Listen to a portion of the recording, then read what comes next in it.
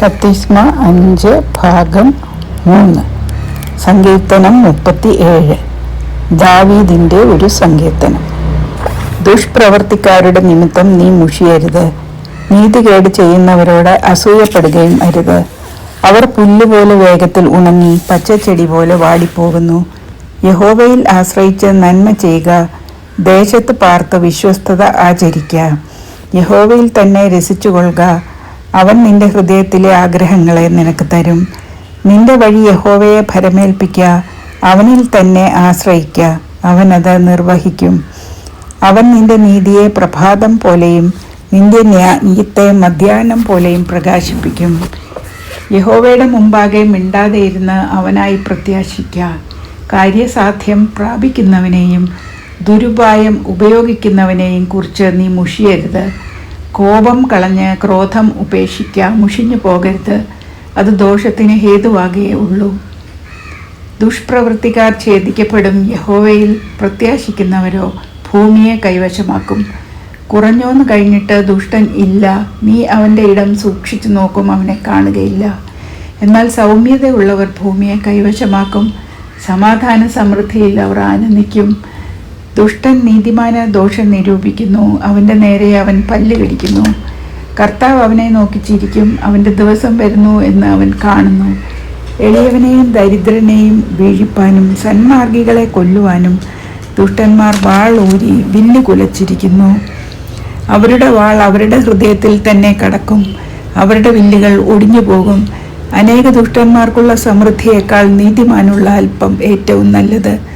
ദുഷ്ടന്മാരുടെ ഭുജങ്ങൾ ഒടിഞ്ഞു പോകുമെന്നാൽ നീതിമാന്മാരെ യഹോവ താങ്ങും. യഹോവ നിഷ്കളങ്കന്മാരുടെ നാളുകളെ അറിയുന്നു, അവരുടെ അവകാശം ശാശ്വതമായിരിക്കും. ദുഷ്കാലത്ത് അവർ ലജ്ജിച്ചു പോകുകയില്ല, ക്ഷാമകാലത്ത് അവർ തൃപ്തരായിരിക്കും.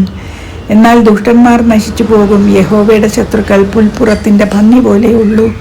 അവർ ക്ഷയിച്ചു പോകും, പുക പോലെ ക്ഷയിച്ചു പോകും. ദുഷ്ടൻ വായ്പ വാങ്ങുന്നു, തിരികെ കൊടുക്കുന്നില്ല. നീതിമാനോ കൃപാലുവായി ദാനം ചെയ്യുന്നു. അവനാൽ അനുഗ്രഹിക്കപ്പെട്ടവർ ഭൂമിയെ കൈവശമാക്കും, അവനാൽ ശപിക്കപ്പെട്ടവരോ ഛേദിക്കപ്പെടും.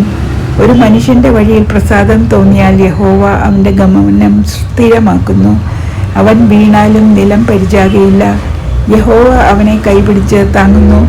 ഞാൻ ബാലനായിരുന്നു, വൃദ്ധനായി തീർന്നു, നീതിമാൻ തുണയില്ലാതിരിക്കുന്നതും അവന്റെ സന്തതി ആഹാരം ഇരക്കുന്നതും ഞാൻ കണ്ടിട്ടില്ല.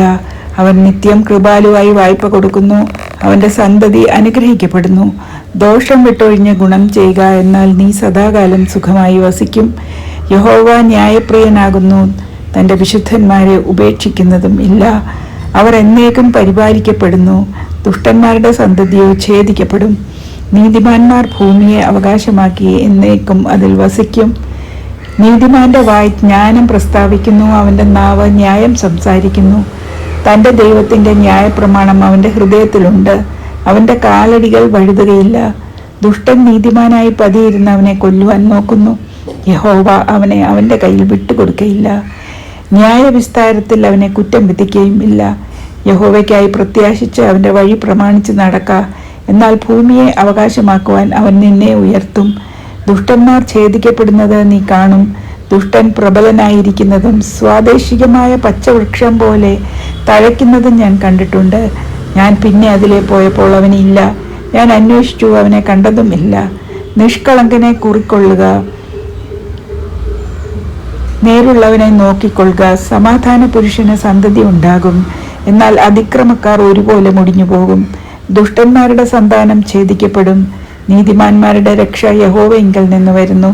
കഷ്ടകാലത്ത് അവൻ അവരുടെ ദുർഗമാകുന്നു, യഹോവ അവരെ സഹായിച്ചു വിടുവിക്കുന്നു. അവർ അവനിൽ ആശ്രയിക്കൊണ്ട് അവൻ അവരെ ദുഷ്ടന്മാരുടെ കയ്യിൽ നിന്ന് വിടുവിച്ച് രക്ഷിക്കുന്നു. ആമേൻ. ഇവിടെ കതിസ്മ 5 അവസാനിച്ചു.